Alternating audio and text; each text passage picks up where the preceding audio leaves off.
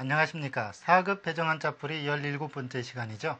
여러분, 이 시간까지 오면서 수많은 논리를 접했습니다. 그러면 또 다른 논리 어떤 글자로 만나볼런지 같이 한번 보도록 하죠. 첫 번째 글자가요. 스스로자 밑에 마음심입니다. 그런데 여러분들 스스로자 공부할 때 본인의 코의 모양을 본땄다고 배웠죠. 즉 코의 모양을 본땄기 때문에 이것은 대부분 코가 하는 일과 관계가 전부 다 돼 있습니다. 왜요? 스스로 자라는 글자도요. 콧구멍은 본인의 의지와는 상관없이 호흡이 들락거린다 해서 스스로라는 뜻으로 변형이 됐죠. 그렇기 때문에 이것만 들어가면 코와 관계가 돼 있습니다. 즉 이게 무슨 이야기냐면 심장, 즉 이 마음심은 심장을 본땄다고 그랬죠. 심장으로부터 코로 빠지는 숨을 나타내다가 그 숨을 한번 쉬면서 사람이 쉰다 해서 쉴 식으로 바뀌었다는 얘기죠.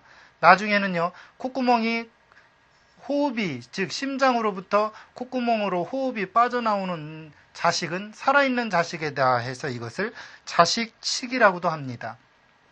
사실 우리가 옆집 아주머니한테 당신네 여식은 참 훌륭하더라 할 때 여식은 뭐냐면 여자 자식을 여식이라고 하죠. 이때 식은 바로 자식식이라는 글자입니다.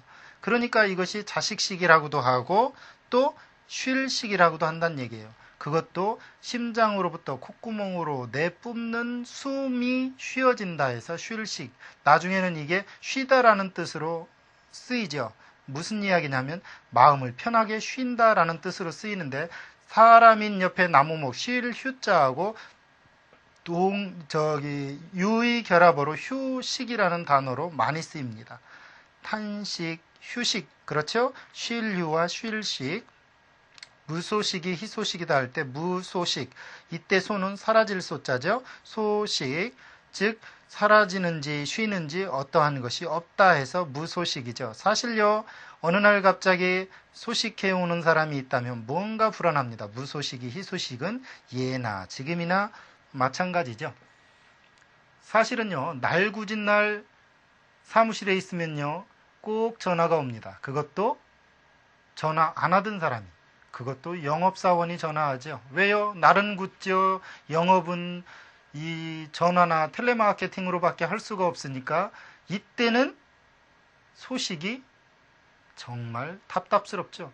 이처럼 무소식할 때 무는 없을 무자고요. 식자는 쉴 식이라는 것 잊지 마시기 바랍니다. 그러면 또 다른 글자 보도록 하죠.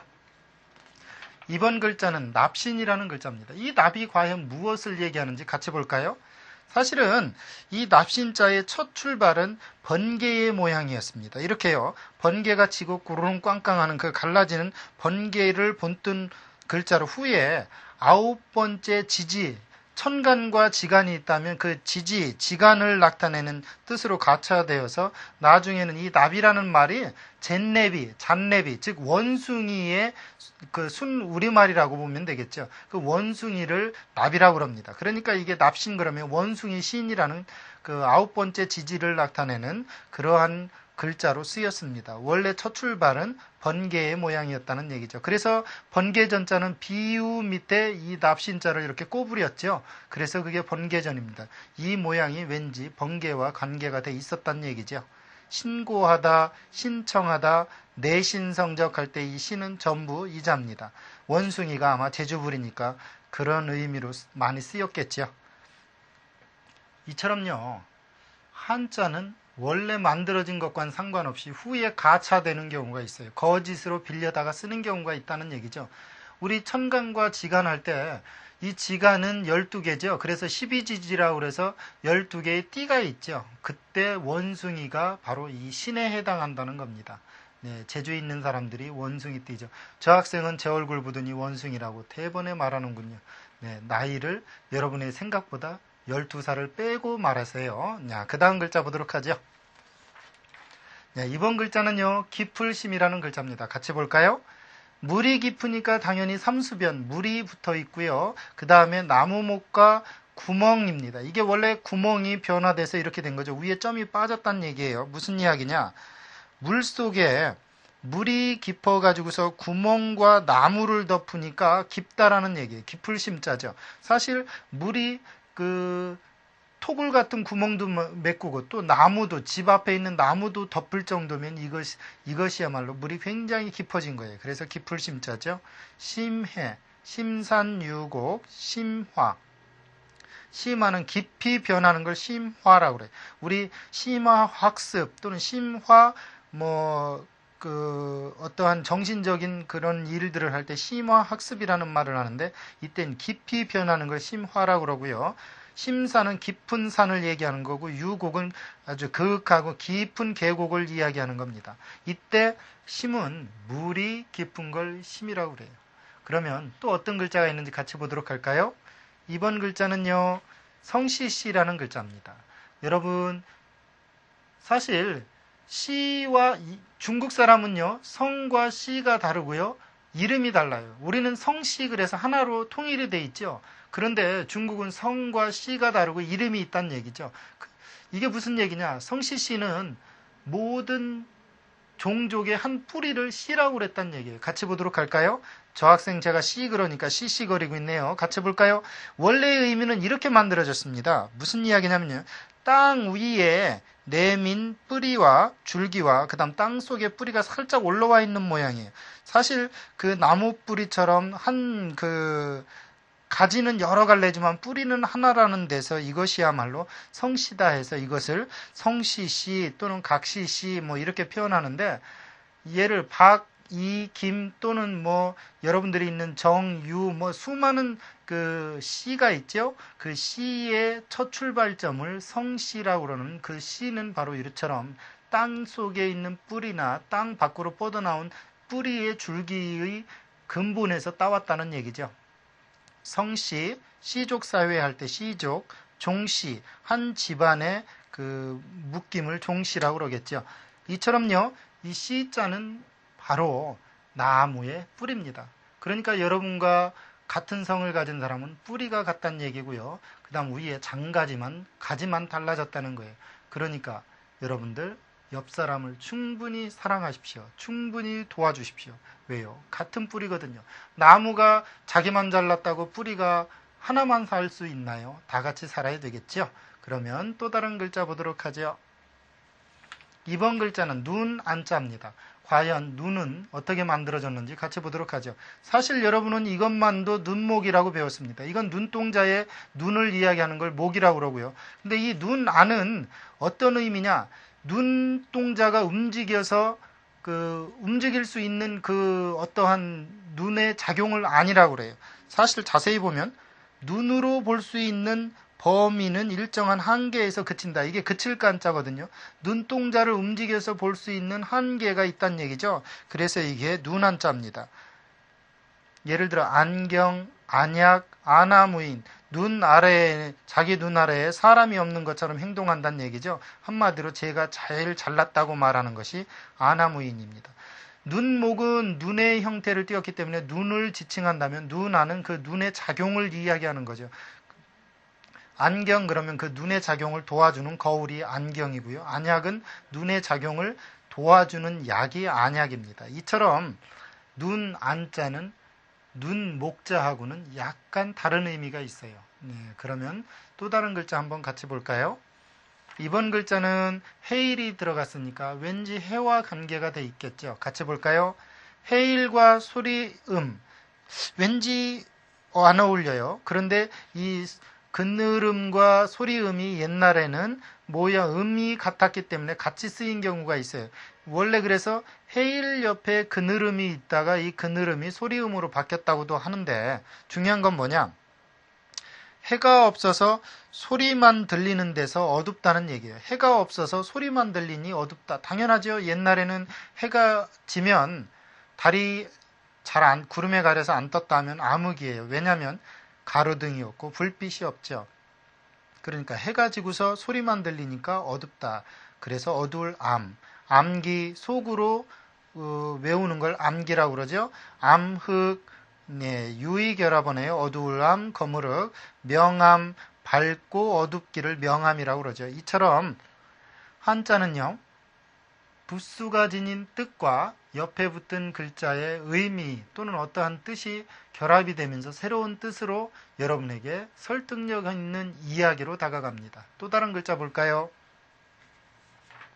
이번 글자는 복잡합니다. 그러나 분해해보면 또 여러분에게 이해할 수 있는 기호로 다가가겠죠. 같이 볼까요? 이것만도 배부를 염 또는 실을 염이라는 글자입니다. 무슨 얘기냐? 배가 불러 찌부러서 좀 이렇게 찌부러지듯이 흙을 누른다는 데서 누를 압이라는 글자가 된 거예요. 즉 뭐냐? 우리 배가 불러서 강아지가 짱이 난다고 그러죠. 무슨 얘기냐면 차에 무언가 가득 실으면 어떻게 되죠? 배부르게 실으게 되면 실어 놓으면 그 바퀴가 점점 땅으로 가라앉죠. 마치 흙을 그렇게 누른다는 데서 누를 압자입니다. 압도하다, 억압, 압력. 바로 누르는 힘을 압력이라고 그런다는 얘기죠. 이렇게 한자를 알면은요, 구집이 그 압력이라는 단어를 안 외워도 누르는 힘이로구나.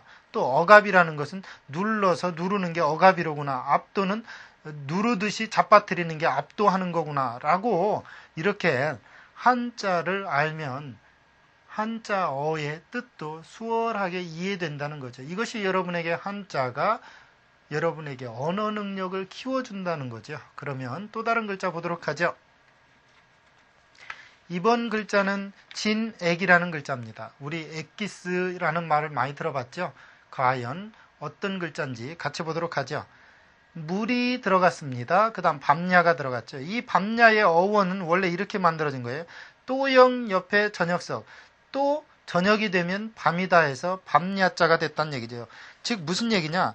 물이 또 밤이 잇따라 이어지듯이 무슨 얘기냐면 이게 분명히 또한 저녁이 계속 이어진다고 했으니까 물이 마치 밤이 계속해서 이어지듯이 이어지는 물이라는 데서 이건 집이라는 얘기. 무슨 얘기냐? 요즘 말로 말하면 어떠한 것을 그 망에다 넣고서 꾹꾹 짜면 물방울이 똑똑똑 떨어지죠. 그것이 마치 밤이 이어지듯이 계속 물방울이 똑똑똑 이어져 내려오는 물방울. 그것이 진액이다 해서 이게 진액이라는 글자가 된 거예요. 그러니까 액기스라는 얘기죠.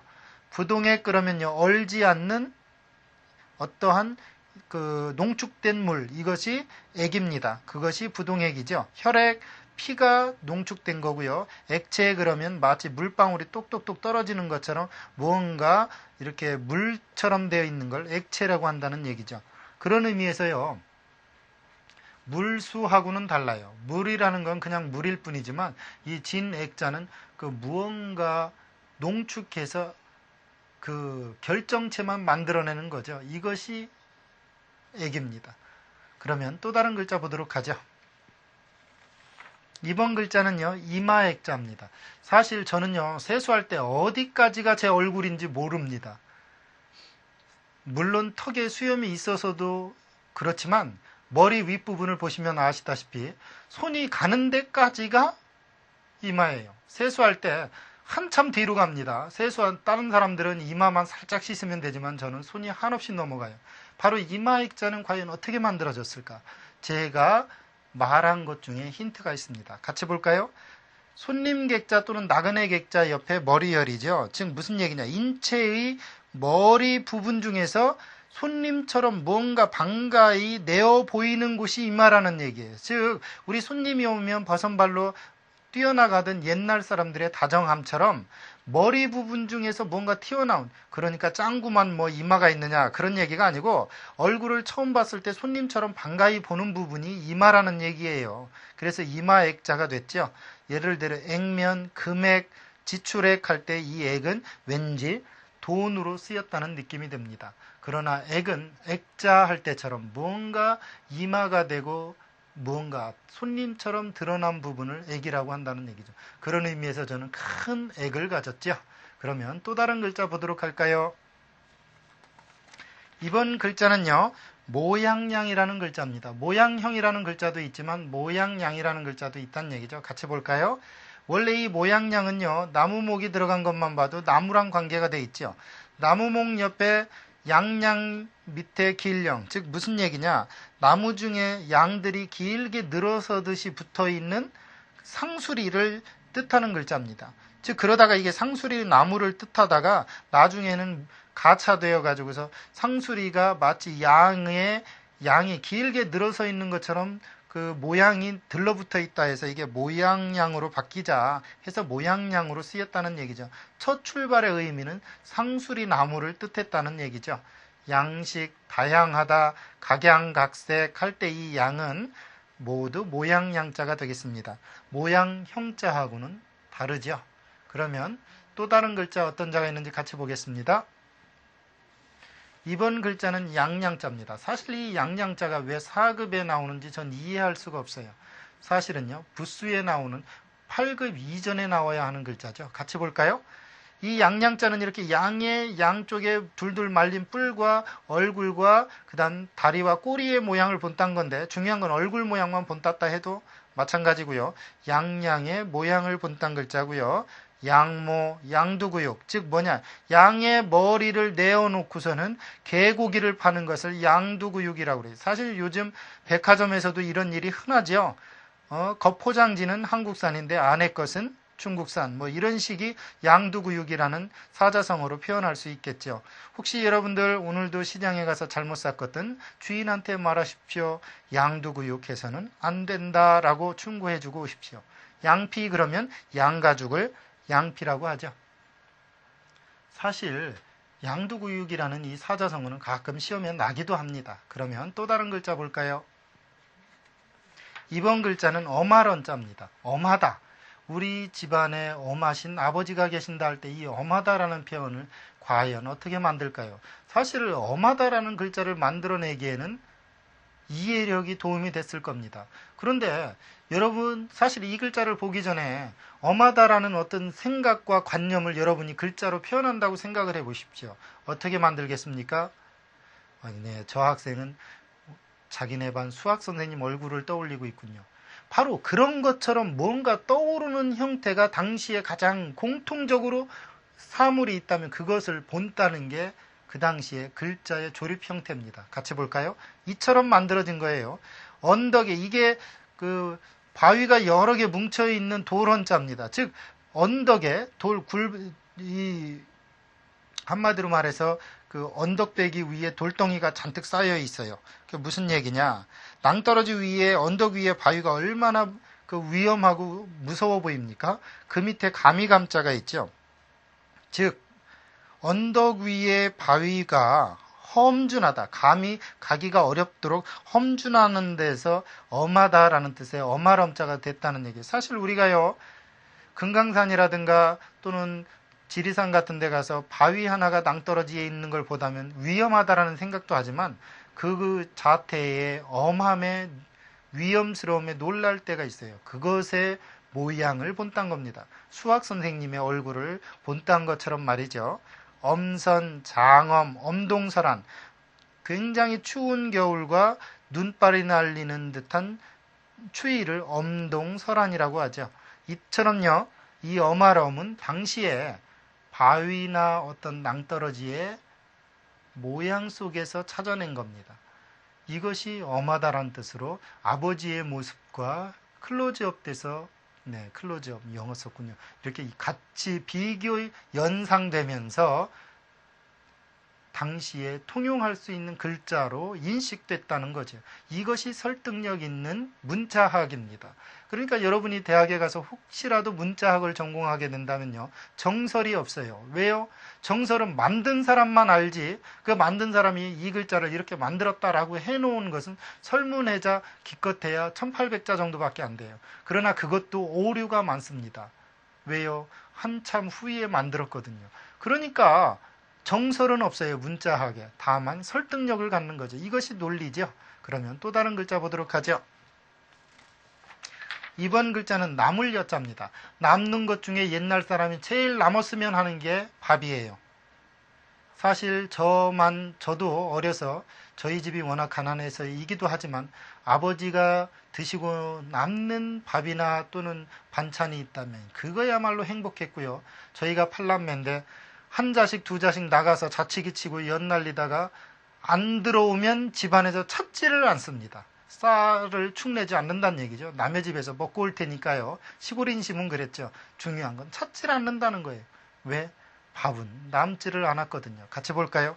이 남을 여자가 밥식 옆에 나 여자입니다. 즉 무슨 이야기냐면요. 먹을 어떠한 음식이 내 앞에 풍족하게 남았기를 바랐는다 해서 이게 남을 여자가 됐다는 얘기예요. 사실 이 나 여자는 남다라는 뜻도 있거든요. 이게 곡식의 창문 모양 비슷하죠. 즉 밥이 풍족하게 남는다 해서 남을 여자죠. 여백, 여유, 여가 할 때 전부 다 이 남을 여자가 쓰였습니다. 지금은 전부 다 밥은 남습니다. 그러니까 여러분은 전부 여유가 있는 사람들이에요. 다만 정신의 여유가 없죠. 마음에는 여유가 없지만 틀림없이 먹을 것에는 여유가 있습니다. 그러면 또 다른 글자 보도록 하죠. 이번 글자는 같을 여자입니다. 이 계집여 들어간 한자 치고 좋은 글자가 거의 없죠. 옛날에는 글자가 남자들이 만들었다는 걸 알 수가 있는 거예요. 그러면 집적해서 같을 여자 보도록 하죠. 이것을 학설을 많은 사람들이 여자의 입은 그렇고 그렇게 해서 똑같다. 수다 떠는데 똑같다 해서 뭐 같을 여라고도 하지만 그것은 택도 없는 해석이고요. 원 해석은 뭐냐? 입을 벌려서 신에게 뭔가 빌어서 여자처럼 순종한다는 거예요. 신의 뜻에 갖도록 순종하는 것. 즉 자기가 입으로 신에게 무언가를 빌었으면 그 빌은 복을 받기 위해서 여자처럼 순종한다는 얘기. 사실 옛날에 이 글자가 완성될 때 남자들은 전쟁의 사회입니다. 그러니까 우락부락할 수밖에 없겠죠. 그러니까 여자들은 당연히 그러한 남자에게 순종을 했을 거고요. 중요한 건 뭐냐? 마치 모든 사람들이 그 신에게 빌은 입으로 빌은 어떠한 것을 여자가 순종하는 것처럼 신의 뜻과 같도록 했다 해서 같을 여가 됐다는 얘기죠. 여전하다, 결여되었다, 시종여일하다. 처음과 마침이 처음 일 한결같다는 얘기죠. 이것이 시종여일이에요. 사실 시종여일한 사람 만나기는 쉽지가 않죠. 저만 봐도 그래요. 제가 젊었을 때는 지금도 젊지만 중요한 건 앞머리가 있었다는 얘기죠. 시종여일하진 않네요. 외모적으로는요. 중요한 건 마음이 같아야 되겠죠. 그러면 또 다른 글자 보도록 하죠. 네, 줄여, 더불여라는 뜻입니다. 더불어라는 영어로는 together라는 뜻도 있지만 주다라는 뜻도 있다는 give and take이라고 해서 주다라는 뜻도 있습니다. 같이 볼까요? 이거의 원 의미는요. 이렇게 물건을 양손으로 들어서 이러한 물건을 받들어서 상대방에게 준다 해서 주려고 서로 물건을 드는데 동참했다 해서 더불어라는 뜻도 있어요. 그래서 이렇게 바뀌었죠. 즉 이 글자가 물건을 함께 맞들어 올려준다는 데서 함께 하다, 함께 주다 해서 함께라는 뜻의 더불어, 더불려, 그 다음에 주다에 줄려 이런 글자가 됐다는 얘기죠. 여야, 여당과 야당이란 뜻이고요. 관여하다, 수여하다라고 할 때 줄수, 줄여 이렇게 수여가 되겠네요. 상장을 수여하다라는 뜻으로 쓸 때라는 이럴 때 줄여가 들어가겠죠. 오늘 강의는 여기까지인데요. 중요한 건 한자는 이처럼 모양을 본따기도 하지만 결합되는 데서 설득력을 갖는다는 것 잊지 마십시오. 오늘은 여기까지입니다. 감사합니다.